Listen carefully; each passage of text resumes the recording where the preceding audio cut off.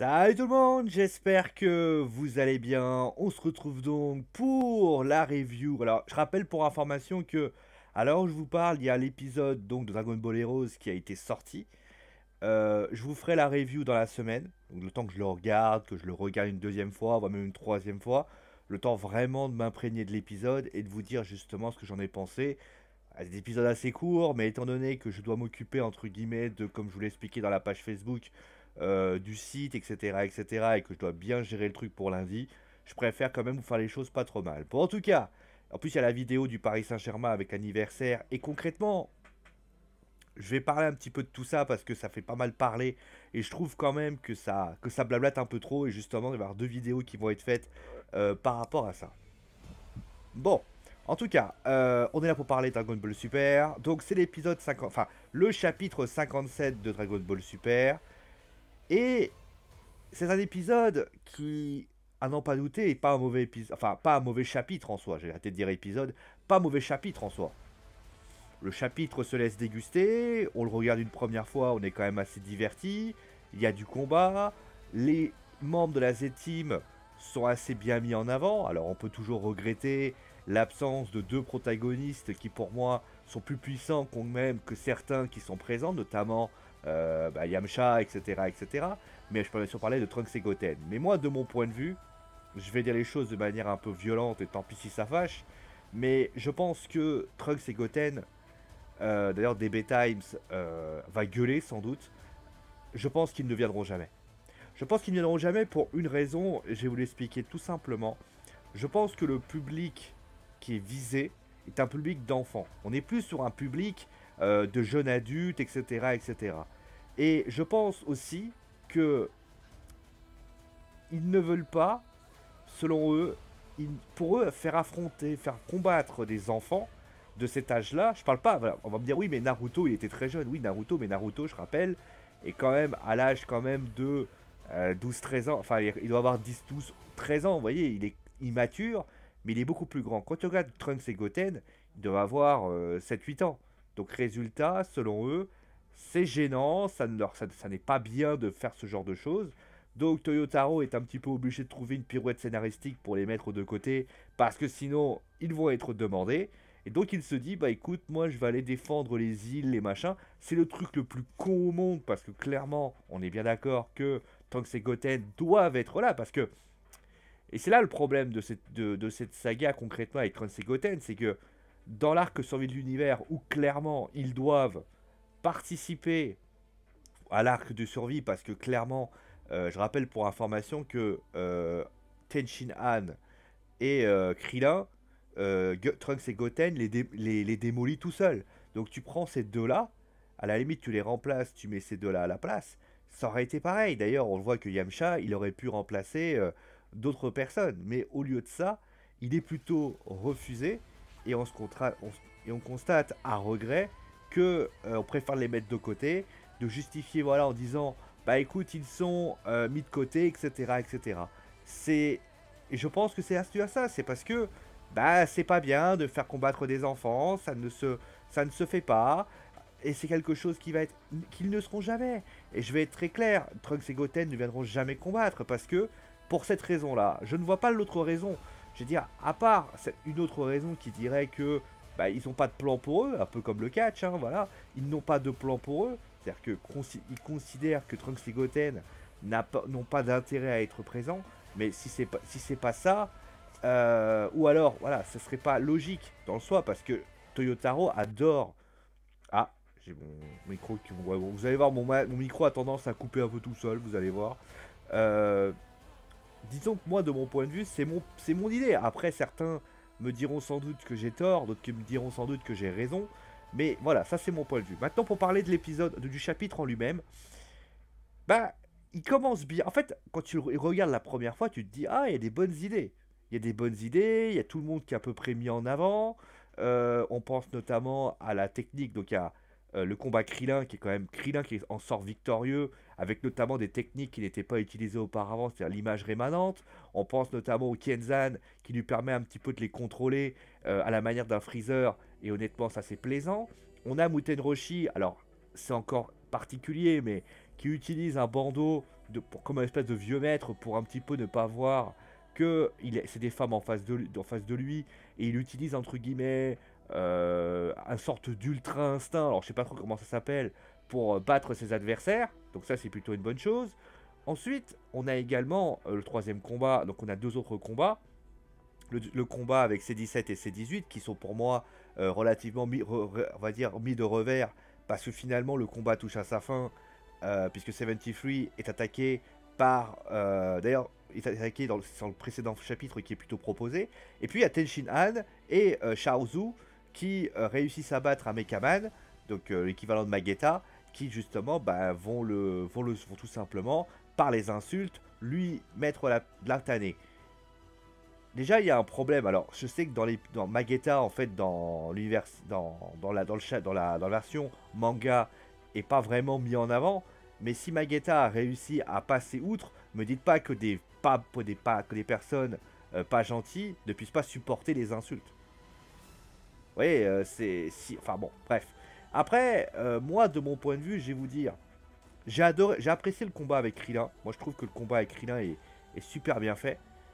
Par contre, il y a quand même des choses qui vont pas. Le chapitre est pas mauvais en soi, parce que tu vois quand même que les choses sont bien amenées. Il y a une justification notamment sur le fait pourquoi Goku pouvait pas venir dans les précédents chapitres, qui aurait pu être expliqué bien avant, parce que je rappelle pour information que la dernière vision que l'on voit dans le chapitre précédent, c'est Goku qui va demander à une personne, un espèce de pieuvre, je sais pas quoi, qu'on a pu voir notamment dans Dragon Ball Super, et notamment il lui dit oui, est-ce que vous savez où se trouve la Terre, s'il vous plaît? Alors ça fait rire, c'est très plaisant, mais j'ai envie de te dire, quand tu sais les capacités qu'il a, c'est quand même quelque chose qui peut être gênant. Maintenant, qu'est-ce que je peux dire de l'épisode en lui-même?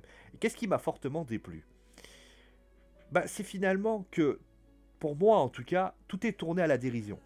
Alors je sais ce que vous allez me dire oui mais excuse-moi de te dire ça, mais il y a toujours eu de la dérision maintenant, c'est un peu le leitmotiv de tout le monde, tu prends Naruto, tu prends Bleach, il y a toujours eu un peu de dérision. Mais One Piece notamment, il y a toujours eu One Piece, etc. Il y a toujours un peu de dérision, c'est vrai, aujourd'hui, tu prends Naruto par exemple, moi je prends le combat que j'ai trouvé le plus intéressant, moi je trouve c'est le premier combat de Naruto, notamment avec un, alors j'ai plus son nom en tête, où Kakashi est dans une espèce de grosse bulle, il fait le gogol devant le combat, et au final, mais en fait, le problème, c'est que Naruto est un gosse à ce moment-là. Naruto, c'est un gamin, c'est un gosse. Et nous, justement, comme on le voit que tel un gosse, on se dit, bah écoute, il est un gosse, donc on se comporte comme ça. Que Goten se comporte comme ça, on aurait dit, bon bah c'est un gosse. Quand Gotenks ou Gotrunks le faisait aussi, on trouvait que c'était aussi logique, parce que Gotenks c'est un gosse, et il se comporte comme un gosse.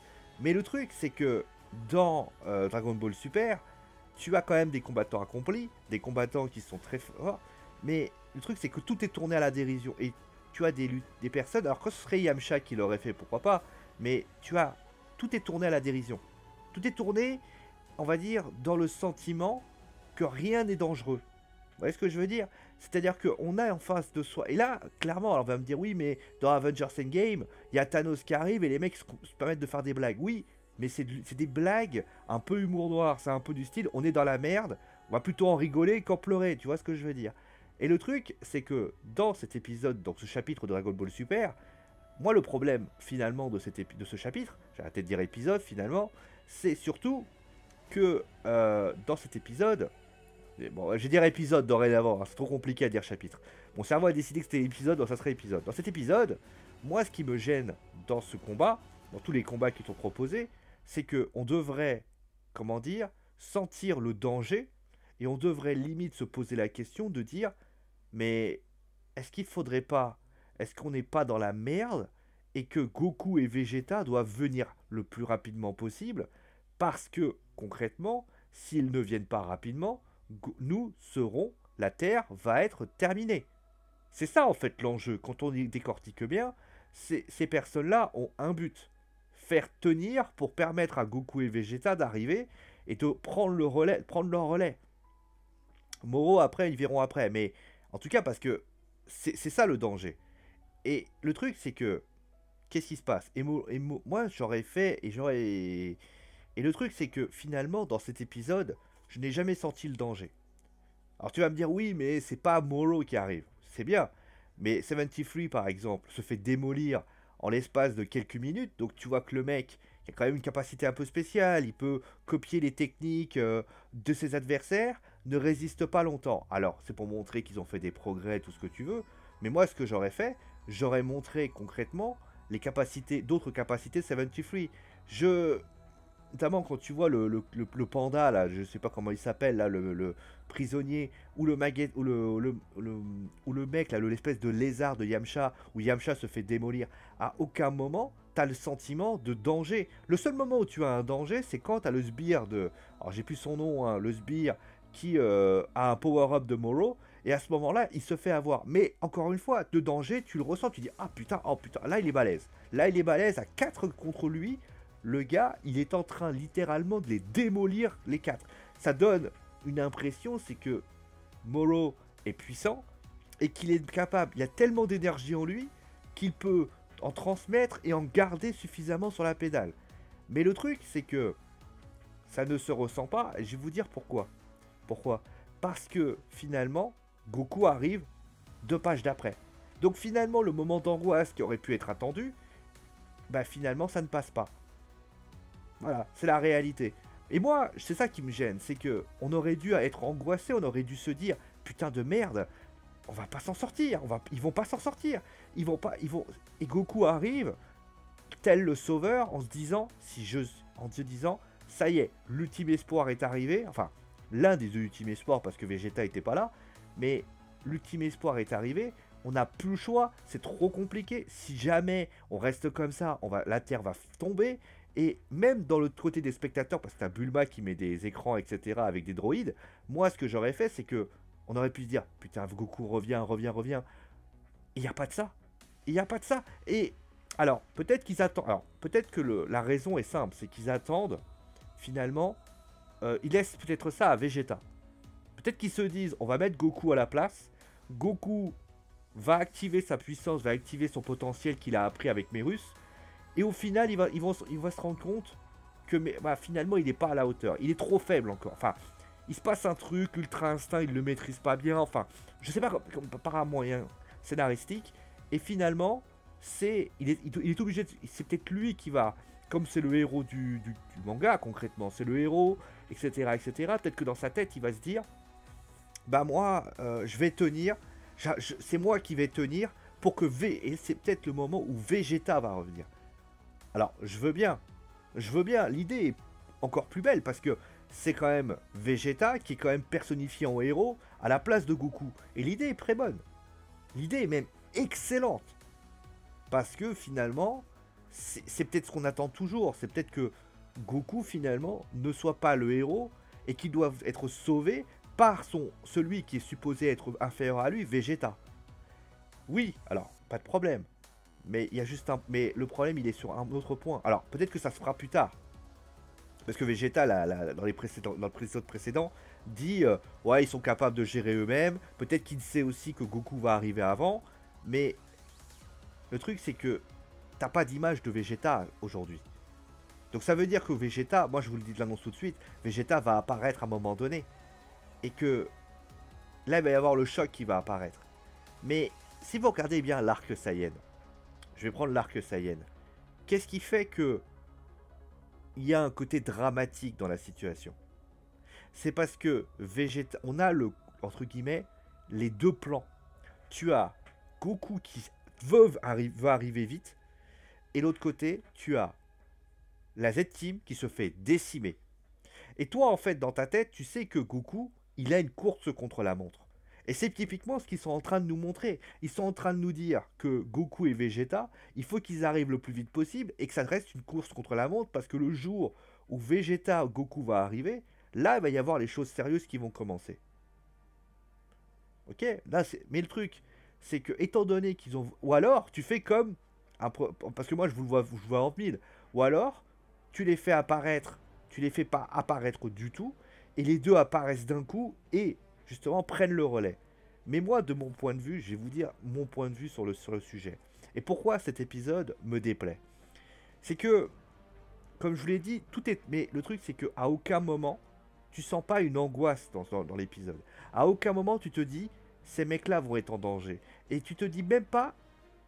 Et là, quand tu dis ça, tu te dis, pourquoi Goku, il devrait être là? Pourquoi Vegeta, il devrait être là? Alors, bien sûr, quand Moro arrive, là, il faut que ce soit les bonhommes qui soient là. Ok. Mais Moro, il dit quoi? Il dit, moi, de toute façon, j'ai pas très envie de m'y planter, j'ai pas très envie, entre guillemets, de... Comment je vais dire ça? De m'impliquer pour l'instant. Donc, il les prend avec une certaine arrogance. Et qu'est-ce qu'on remarque? C'est que finalement, il se dit, je vais attendre Goku et Vegeta, de toute façon, je vous dévorerai plus tard, et ainsi de suite, et ainsi de suite. Donc quand t'entends ça, tu te dis, ok, le mec, il en a rien à branler, le mec, il se sent tellement supérieur, etc., etc. Mais ça veut dire qu'en fait, Goku et Vegeta, ils peuvent attendre aussi. Vous voyez ce que je veux dire? Et je vais vous donner... Là... Et donc, et c'est quelque chose qui, pour moi, ne va pas. On ne peut pas faire de l'humour dans un moment aussi dramatique. On peut pas... Avant, oui, quand Paco, je sais plus, le petit gars, là, le mec de la patrouille galactique, fait de l'humour en disant, ah ben ouais, pourquoi je suis en première ligne avec les gens?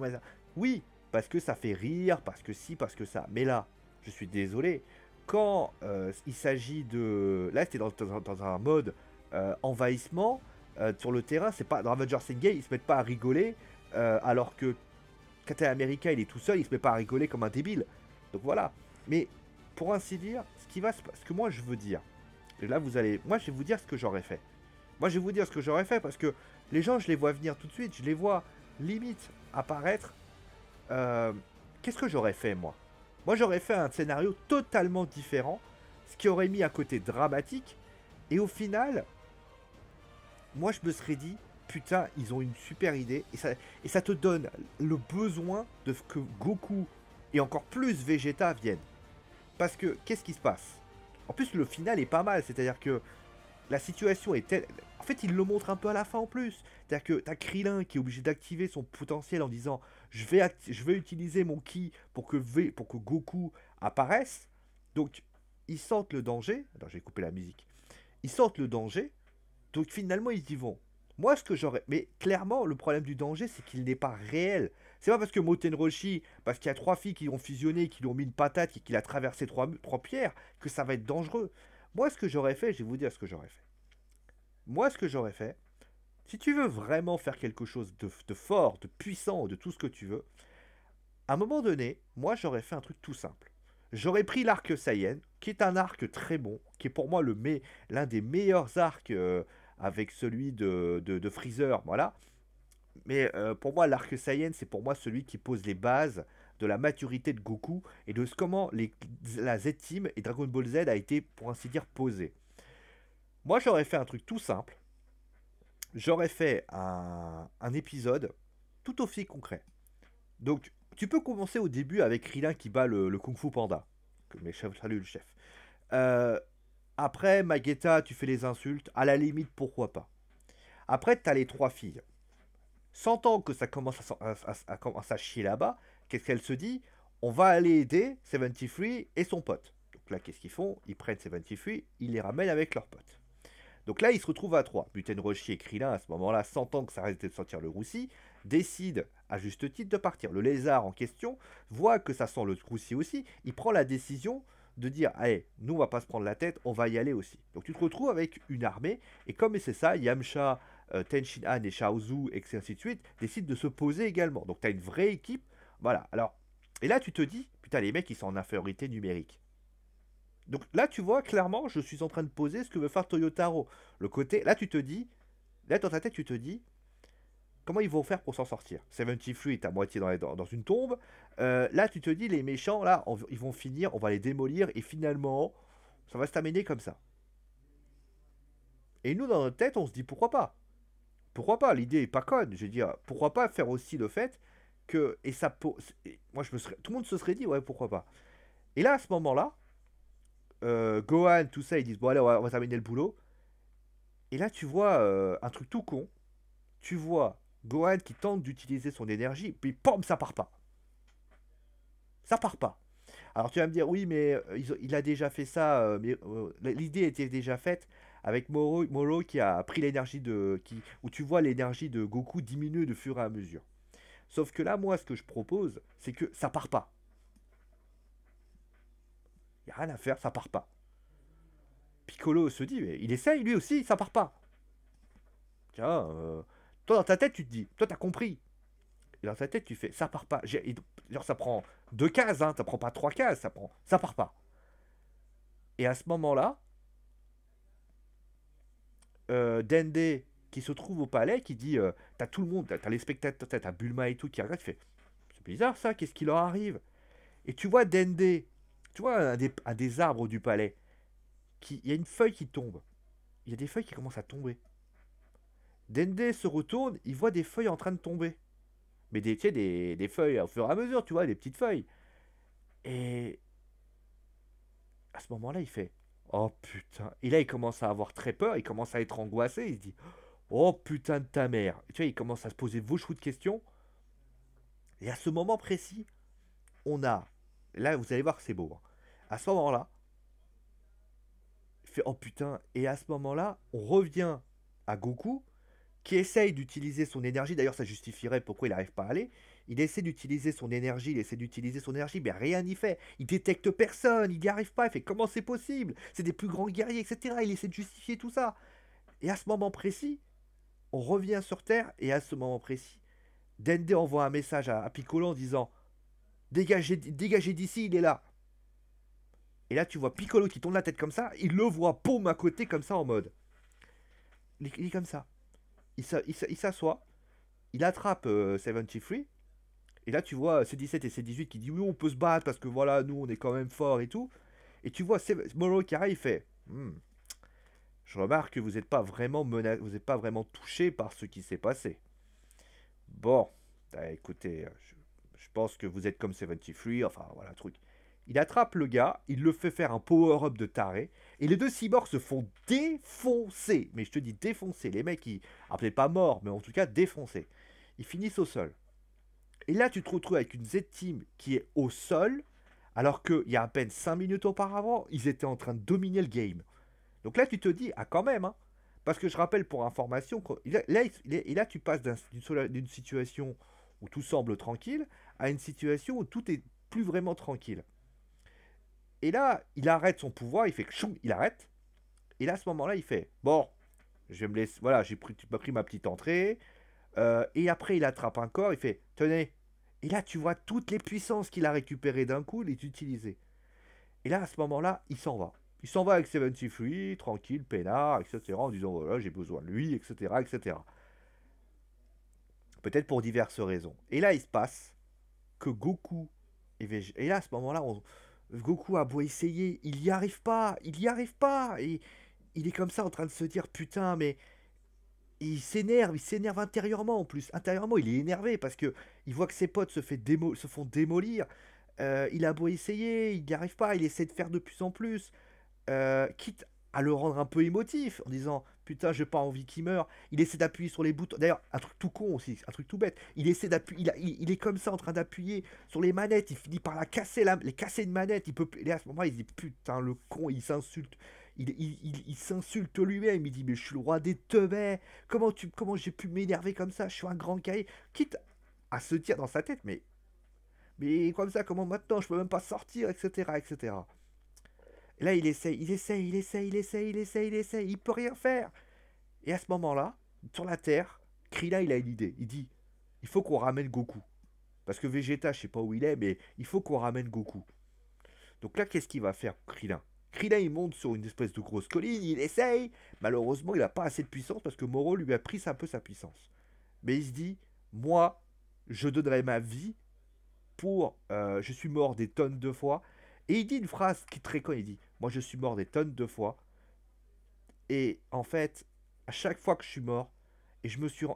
on se rappelle de Namek, il dit, grâce à ma mort, j'ai réalisé que c'est grâce à ma mort que le monde a été sauvé une fois.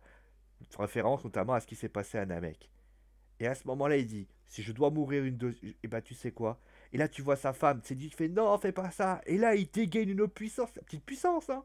Mais il dégaine une puissance de taré qui limite, et voilà. Et là, il dégaine une puissance, donc on n'a même pas idée d'ailleurs, hein, voilà. Le but, tu dis voilà. Et à ce moment-là, il y a une énergie qui vole dans les airs, un peu de ce qu'a fait Gohan dans Dragon Ball Super. Et à ce moment-là, Goku qui est comme ça en mode. Et là, il détecte une puissance. Et à ce moment précis, tu vois Krillin, et là, il apparaît, et tu vois Krillin faire. euh, il tombe. Il veut s'écrouler. Et à ce moment précis, Goku est devant, et l'a attrapé dans ses bras, et il le regarde comme ça en mode. Mais vénère, en mode vénère.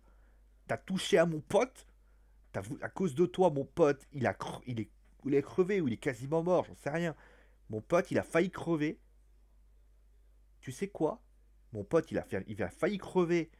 Il a failli crever. Tu sais quoi? Mais tu vas tellement prendre cher dans ta gueule que tu vas avoir super mal. Et là, il le regarde comme ça. Et à ce moment précis, les mecs, après les trois chapitres d'après, parce que on va voir le chapitre d'après, je peux parler tout ce que vous voulez, que Goku va jouer le game devant tout le monde, va se pointer devant Molo, Molo va lui mettre, il va faire l'ultra instinct, et au final, il va finir au sol. Je vous l'annonce tout de suite. Mais voilà, vous voyez mon scénario que j'ai fait. J'ai pas changé grand chose.